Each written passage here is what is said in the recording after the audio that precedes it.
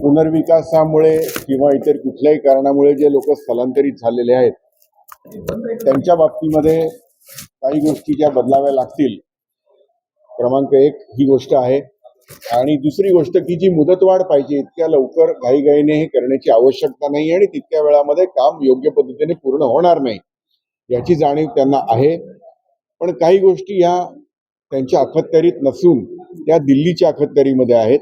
त्यामुळे आम्हाला जर गरज वाटली पुढच्या काही दिवसामध्ये जर आम्हाला त्यांच्याकडून जर तशा पद्धतीचं उत्तर आलं नाही किंवा त्यांना जर त्याच्यावरती काही निर्णय घेता येत नसेल तर त्याच्या पुढची अधिकार ज्यांच्याकडे आहेत म्हणजे दिल्लीला, तर आम्ही दिल्लीला जाऊन सुद्धा आमचं जे काही मत आहे या बाबतीतलं.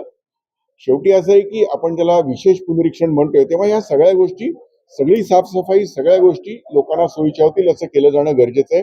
लाखो नावं वगळली गेली तर तो एकंदरीत मतदारांवरती अन्याय असेल.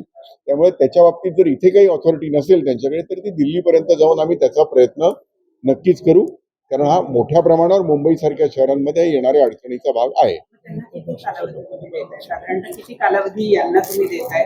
नाही, त्यांना आज आम्ही आमचे प्रश्न मांडले त्याच्यावरती ते त्यांना उत्तर देतील. पण काही गोष्टी साधारणपणे चर्चेअंती आमच्या अशा लक्षात आल्या की या गोष्टींवरती निर्णय इथे होऊ शकत नाही, तो निर्णय दिल्लीमध्येच असणार आहे. आणि मग त्यात गरज लागली आणि विविध पक्षांकडून त्यांना अशा पद्धतीचं रिप्रेझेंटेशन आलेली आहेत किंवा येत आहेत.